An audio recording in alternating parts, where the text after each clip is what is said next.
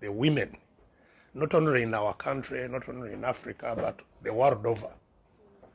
The injustice that they have suffered is unbelievable.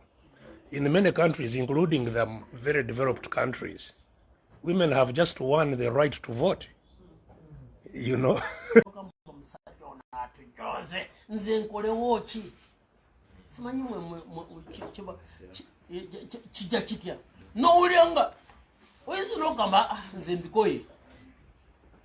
Ogenda kuli akafirimbi ayabikoye gosoka muki.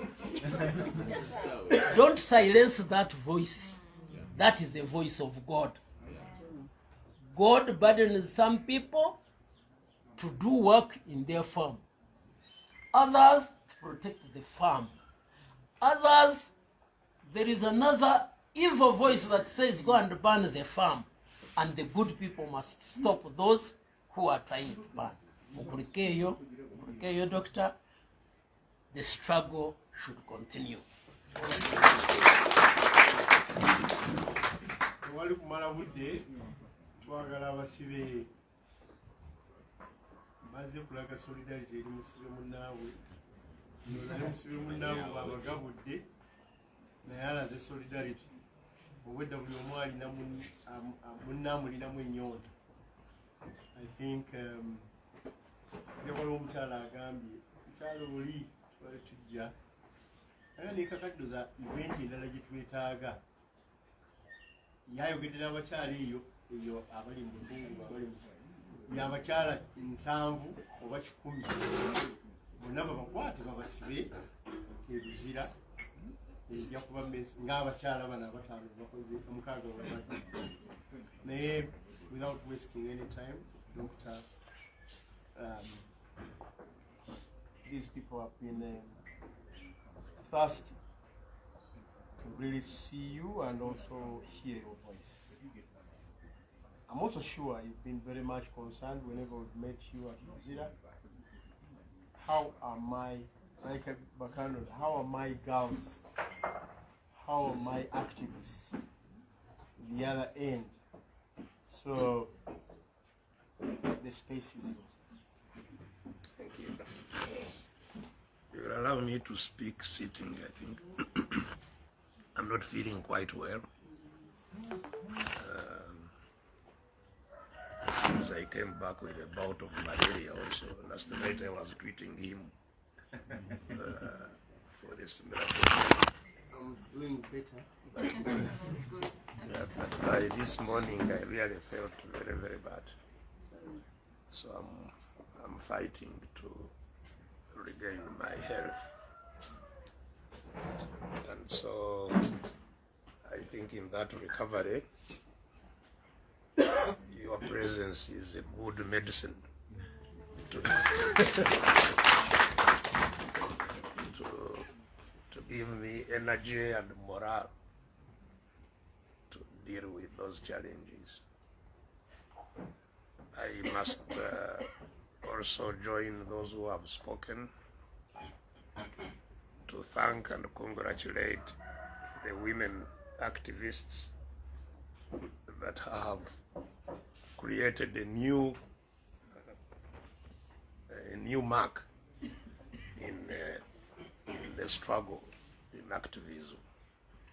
That women who have been largely kept out of the front line of struggle have now taken it upon themselves and taken it with a very big bang. I really thank you and congratulate you for the leadership. For the leadership you have provided in the struggle. Women are some of the, the agenda differences. I think from experience, the attribute that we must recognize amongst women is their adherence to their commitment once they are committed. Nothing can easily shake them. They will go to any extent to prosecute their ideas once they are committed to them. And in terms of the struggle, they are the biggest victims, of course, of injustice. Injustice affects everybody, but it is highly tipped against the women, not only in our country, not only in Africa, but the world over. The injustice that they have suffered is unbelievable. In many countries, including the very developed countries, women have just won the right to vote. You know, they do not have a voice at all, but they fought to get it. And the cultural, economic, political injustices that are built in our societies render women to be highly the biggest victims of unjust systems.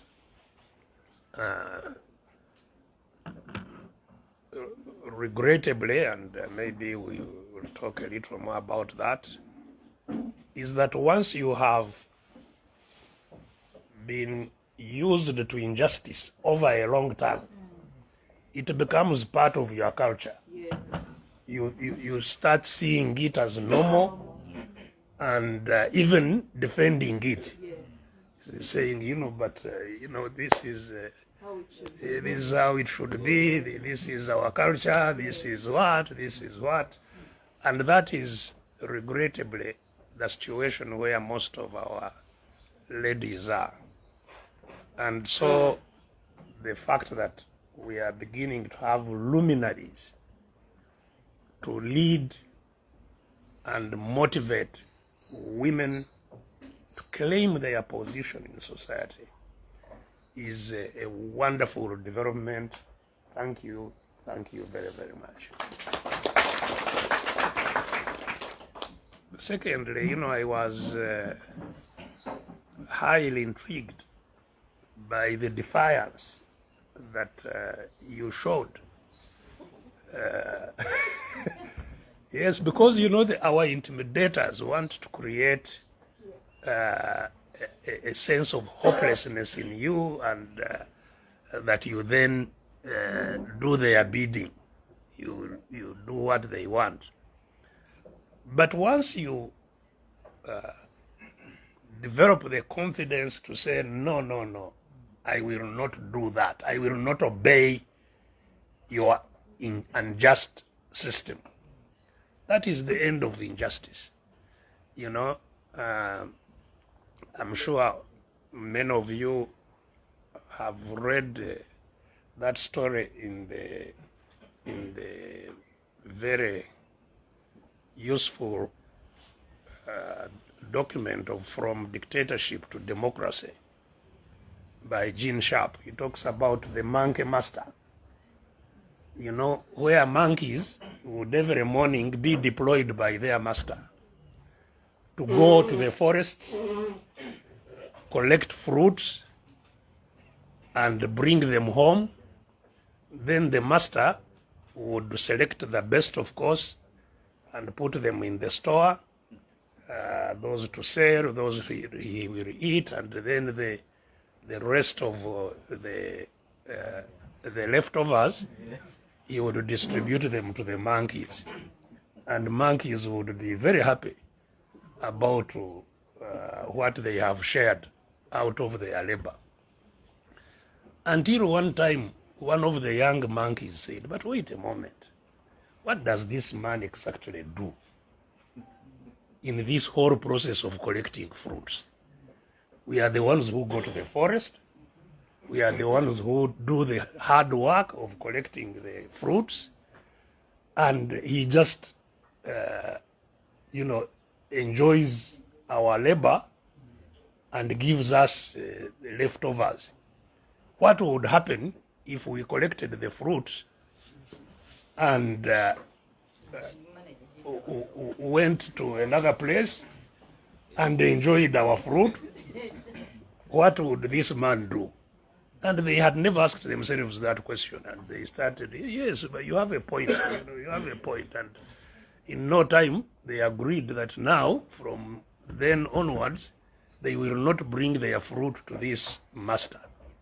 They will take their fruit, share it amongst themselves, and enjoy their own labor without the need for this master to govern them. And they did. And I think, I don't still remember how the story ended, but I think the man died of... They ran Yes. to the forest and never came back. They never came back. The man died of hunger because he didn't even know how to collect fruits. So all it took was simply for the young monkey to say, but wait a moment, why are we obeying this man and working for him and doing all this, and we sleep on the very bare minimum, and he enjoys our labor, and once they defied, they lived happily thereafter. So the defiance that the women showed is critical, because they want to intimidate you. They're saying, if you don't do what we want, we shall keep you in prison.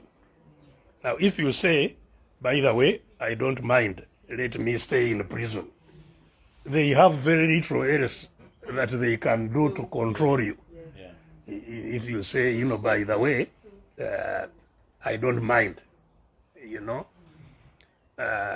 there was a time when we were considering mobilizing young people after, this harassment by police and so on, and arresting and charging, that we raise maybe 1,000 young people. We go to the police and say, arrest us. We are not going to leave until you do what we want. If you want to arrest us, take us in, and we shall not come out. And if they tried to arrest you, they would have simply a huge logistical problem of doing that. And if they did, then a second wave of 1,000 would come. And say, we are also here. And in no time, their power of detention would be rendered useless, ineffective, because they have no capacity of causing everybody to be detained and charged and so on. So, the defiance that the women led was so,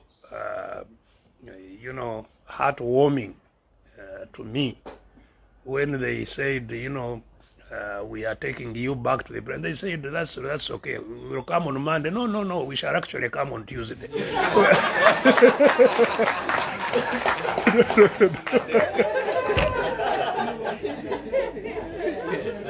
Yes.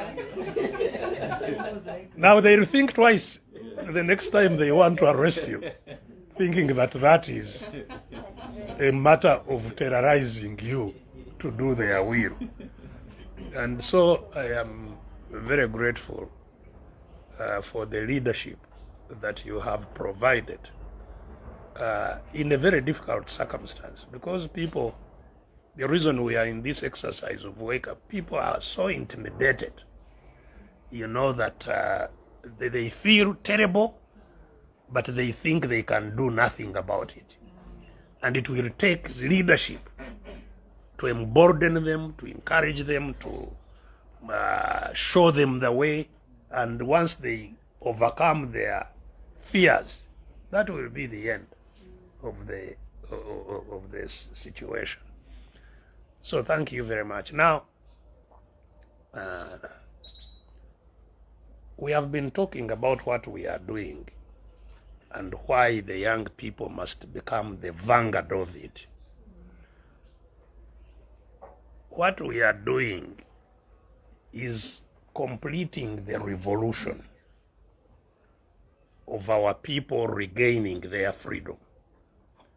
Because when the British came here, and sometimes even before they came, there were communities that were dominating others. But more especially when the British came, they made it institutional domination. We were formally declared subjects of the Queen of England.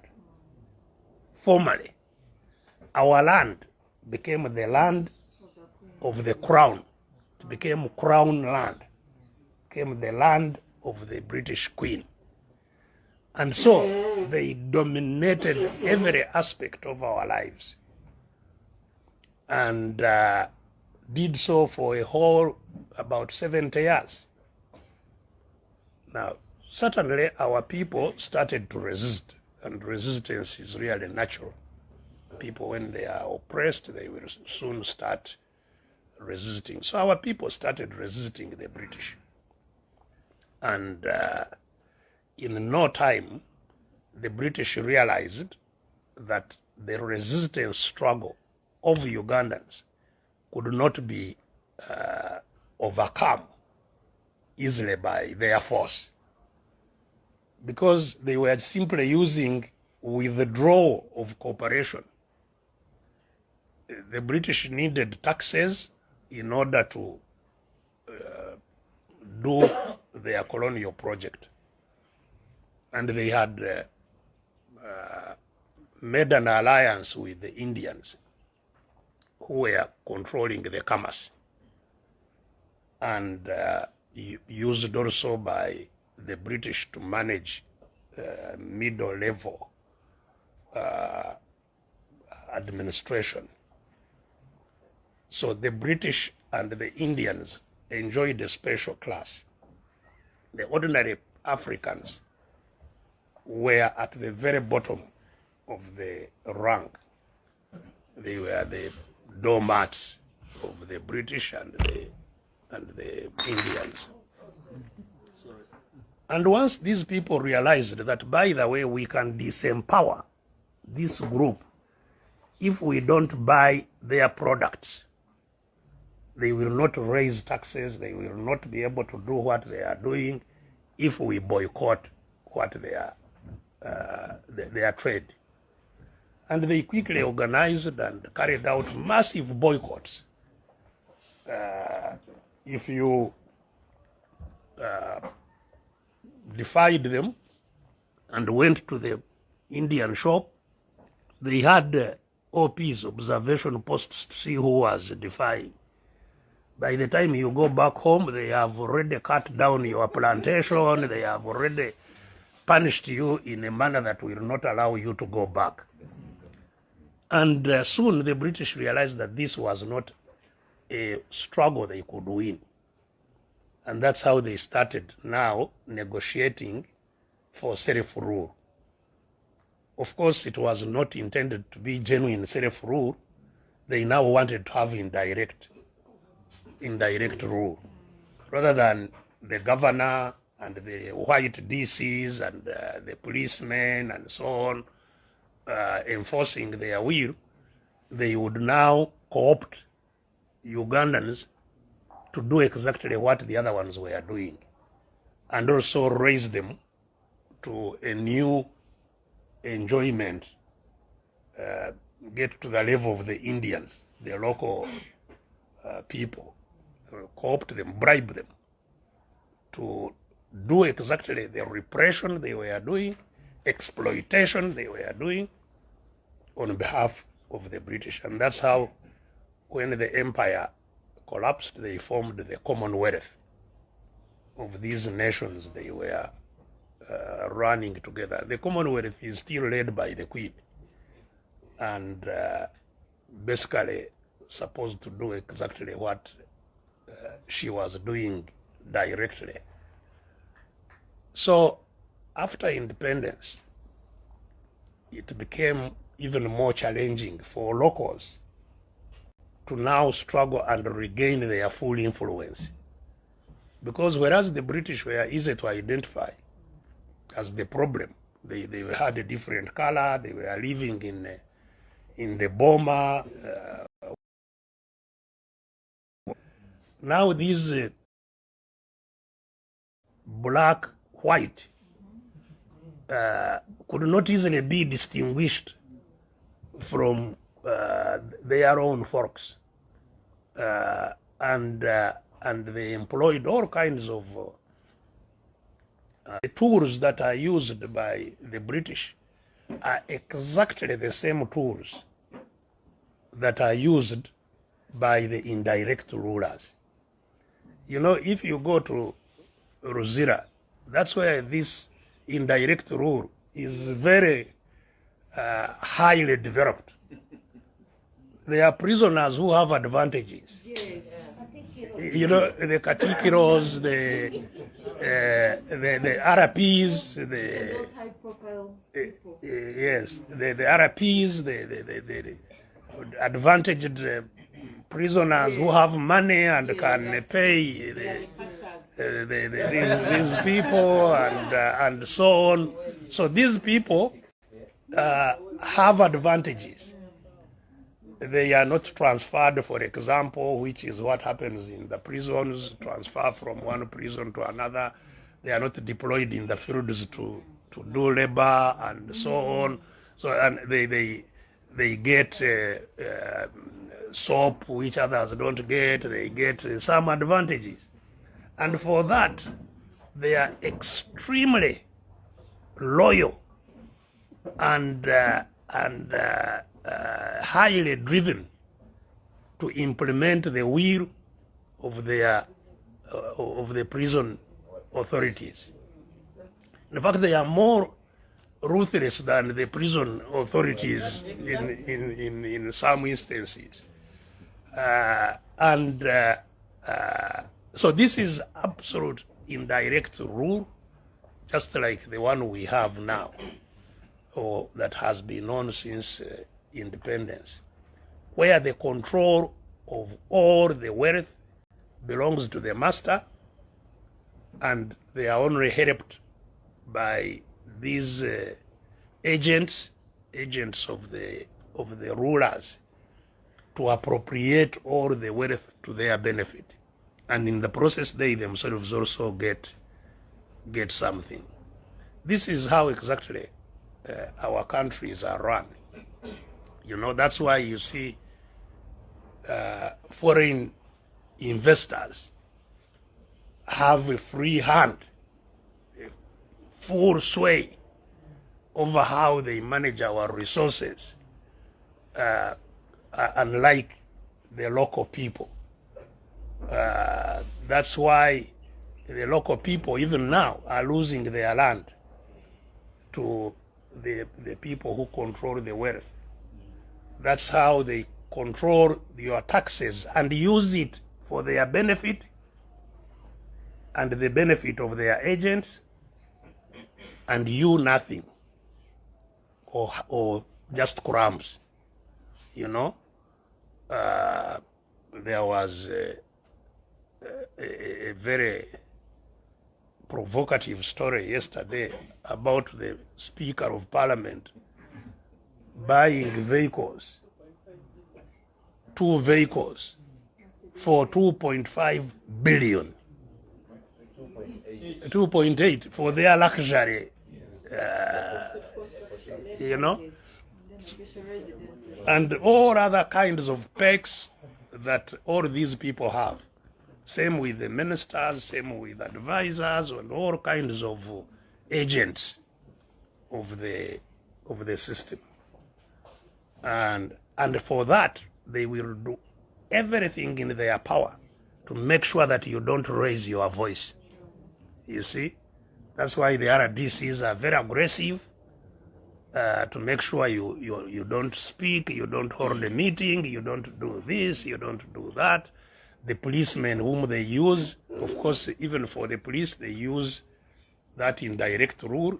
The ones who are at the top enjoy with the other ones. The ordinary policemen have nothing. They sleep in toilets and all kinds of things. So that is the system which extracts from ordinary people and does not return to them, that is the system that has bred the crisis in our country. You know, the crisis of unemployment, the crisis of education, the crisis of health, the crisis of all kinds and manner. Yes, the crisis is, the situation is highly tipped against the ordinary people. So the ordinary people cannot get justice, they cannot have fair share of their resources and so on and so forth. And this has been going on. So first for 70 years and now for 60 years after independence, this is going on. That's how the crisis in the country has actually developed. In fact, the person who is quite often demonized for his own crimes, of course, Idi Amin, was the only one in the post-independence period who tried. He didn't have the sophistication of what to do. But his attempt was to get Ugandans to become involved in their own economy, in their own system, you know. And so there was nobody before that who was in commerce or industry. It was only the Indians and their masters, the British. So, but even those confused policies he undertook were totally reversed subsequently under the NRM administration. And so, you know, that's why even during Idi Amin, I was at Makerere at that time. We would get money from the government. First of all, everybody studied free at university, and decent from all level. Education was completely free. And if you went to the university, they would give you certain perks to help you, and you would get jobs after that. And, you know, students at the university were all residents living in reasonable quarters.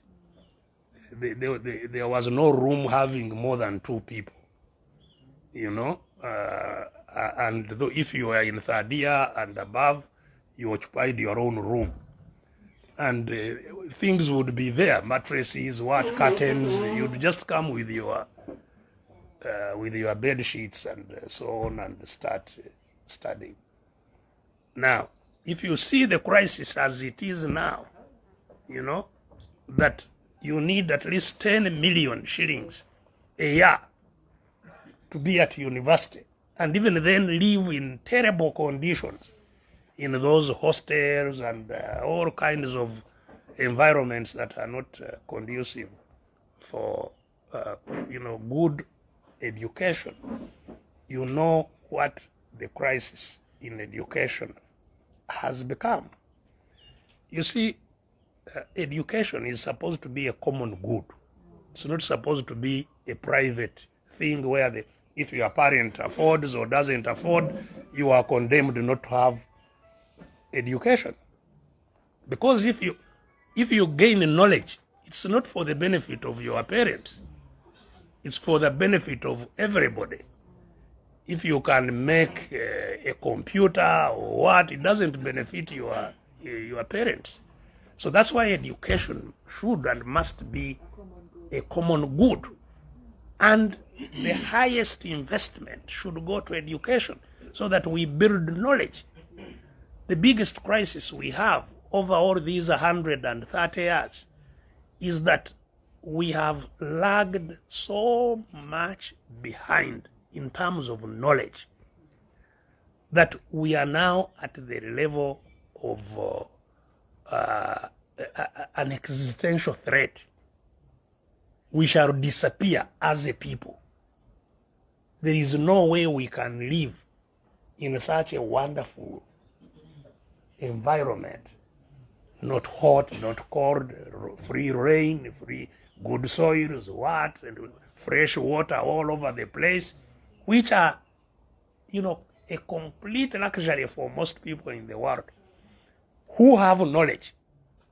And we who don't have knowledge just keep on gallivanting around all these treasures.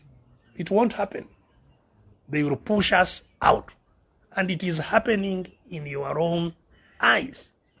The other time it was just Indians.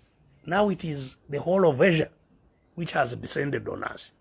Chinese, Koreans, who have a lot of knowledge that we don't have.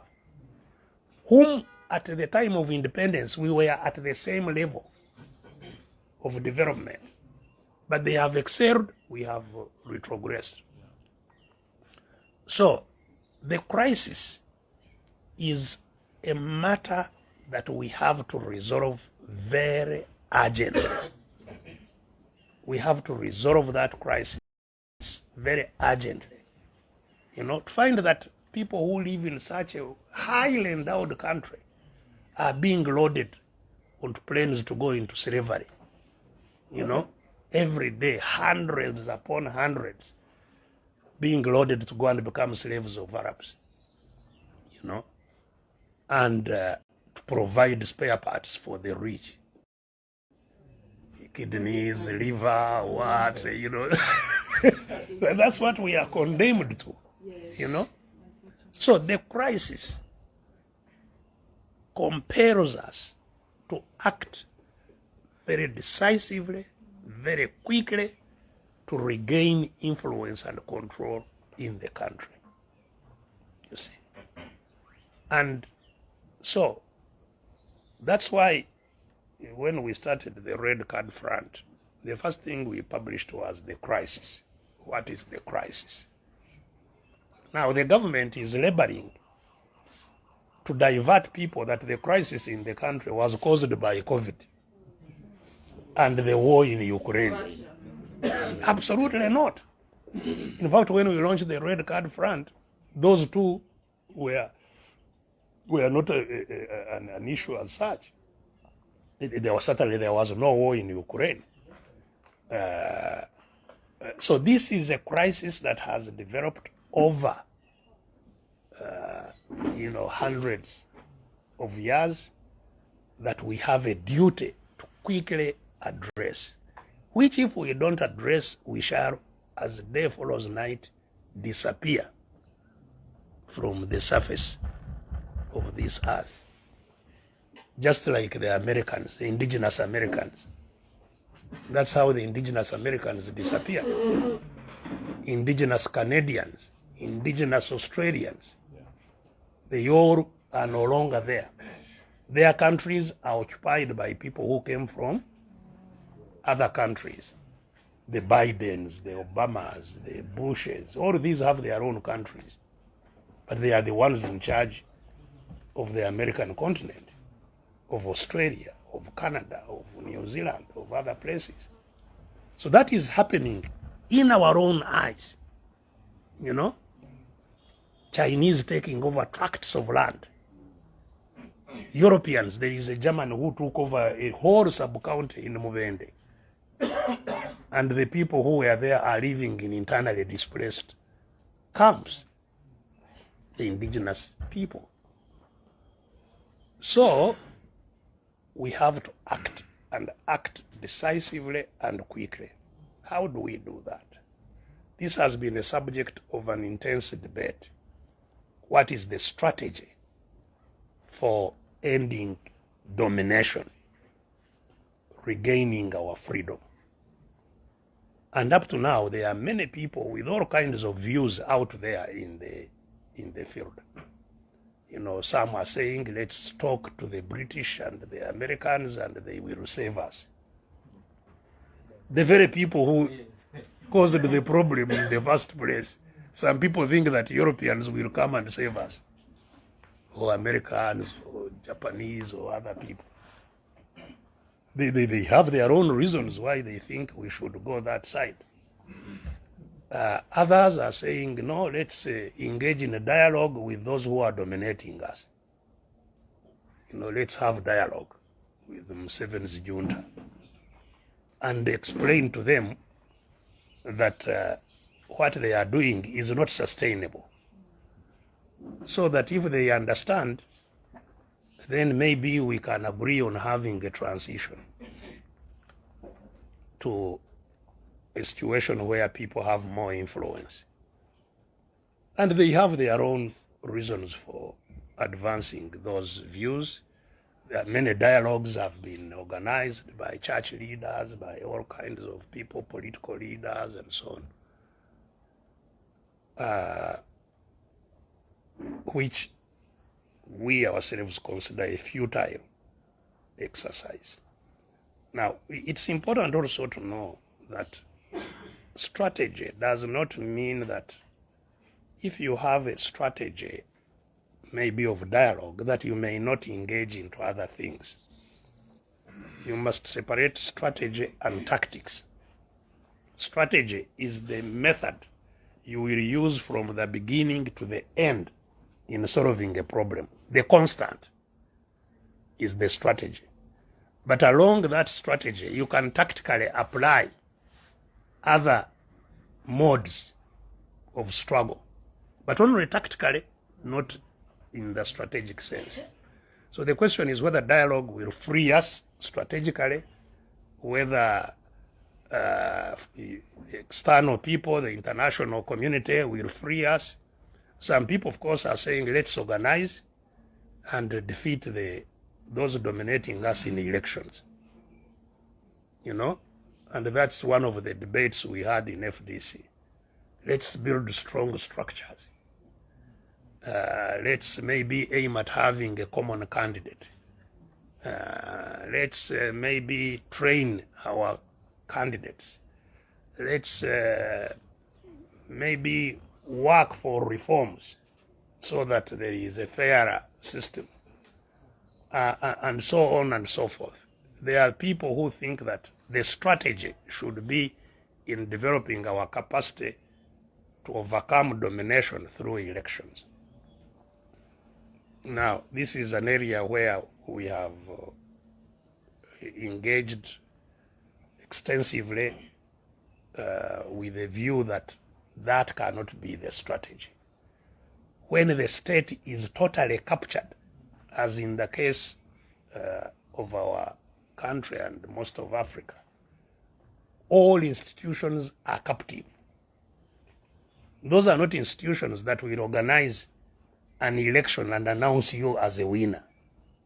It will simply not happen. And to the contrary, actually what we have witnessed is that the elections, apart from causing some kind of legitimization of the system, to say, but we have elections, you win some, we win others.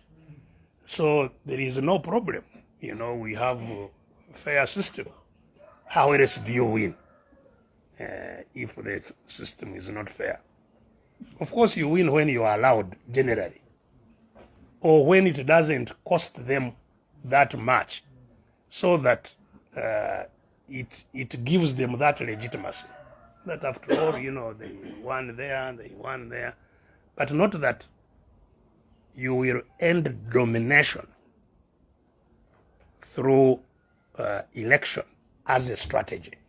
Now, elections can be a tactic. Elections can be used as a tactic to mobilize, to organize, to empower our people to engage in the struggle. And to that end, yes, we support, we have never called for a boycott of elections. We support elections, but provided they are focused in achieving that, in conscientizing people, in organizing people for struggle, not just to be declared a winner and it ends there.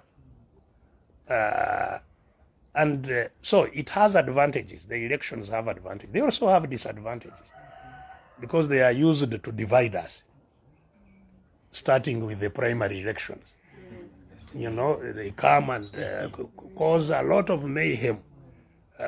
It's an opportunity, a wonderful opportunity for divide and rule, you know, and they have the resources to do so, the money, the what, so they can say, you know, they can support somebody who is ostensibly an opposition, but who in every sense is really an agent of the regime. And they put resources and make sure that the one who is a real strugglist does not achieve that. So, but this has been a debate, the role of elections in a struggle. Should we take it as a strategy or not? And as I have said, our own view is that elections can be tactically applied, but they cannot be a strategy for regaining control of the country. Now, the other strategies are the ones related to fighting domination. And again, we have talked widely about this. How do we fight if we have to regain control? And there are generally two ways of fighting, either violently or non-violently. And we have tried the violent means. It did not work, because that's how Museveni came to power. And it was only a mere change of the guard. Because the people...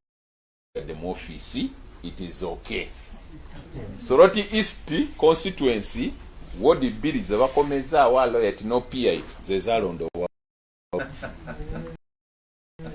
Nze banyongeddeko mu kalulu aka January 2021 naina abalonzi 29,590 something. Kati banyongeddeko abalala bantusiza mu 35,000 as Soroti East. Soroti engora nga fetuwedde.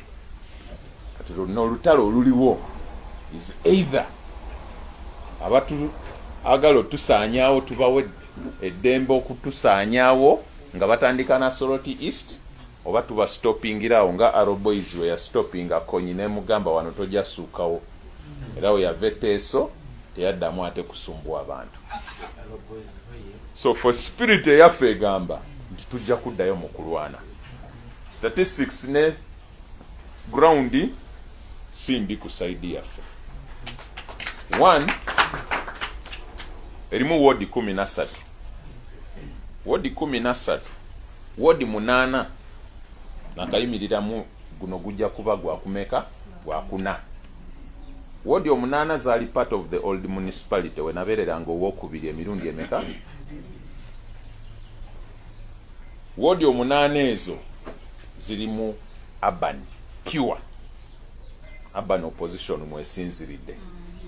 Ward 5 ze baleeta okwongera ku city kyalo naye ate nabo omuliro gusimukira mu city manya mu municipality old municipality okudda mu kyalo. Ward gye batukomezaawo gye ntayimiriramu aloyet yaffe nga opposition. Why? Ba LC1 13 11 FDC twagirwana nga aba FDC mu Soroti district era ne bagiwangula. It is FDC stronghold. Opuyo nayo FDC Opuyo ward ate gyembeera. Wali ng'oli gwe nawangula yalina sente n'amagye nga balowooza ali opposition leaning because yayimirira independent nga tana crossinga to NRM. Aba FDC abamu bamuwa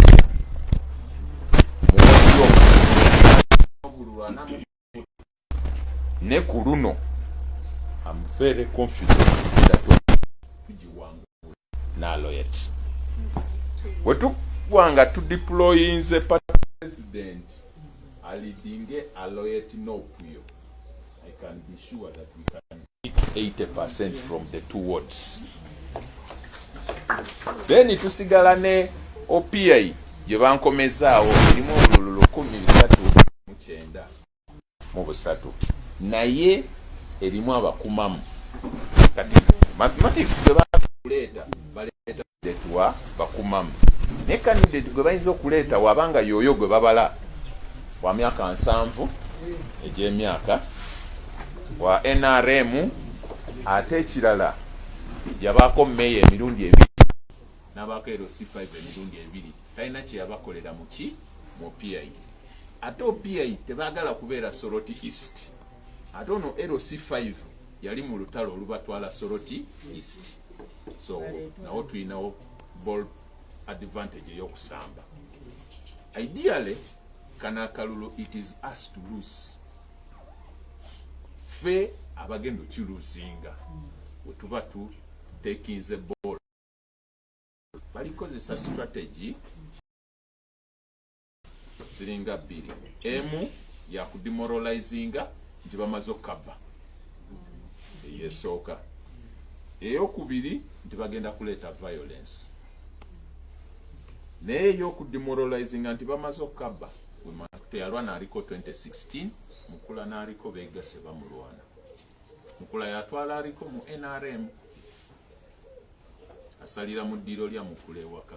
Now all these dynamics combined twinamu a sympathy vote eri gye wasanga Omoro n'abaaliko mu by election ye Katakwi ng'omwana Alengot tata wa Fudo Romite eyo Omoro yali sympathy olwa taata, Katakwi neba ya muwala on sympathy. Basobola okuleeta violence kubanga tiimu ya NRM yali kitole. Mu Soroti East tiimu ya NRM teri kitole. Abaloko bali ku opposinga tiimu ye Kampala. Temuyinza kutulugunyiza muntu abadde omugumiikiriza tumuwadde akakisa naye yejjeko amaziga agakaaba emirundi 2 nga losing election mu muntu tulemesa. Now all this can be played to the mu kibiina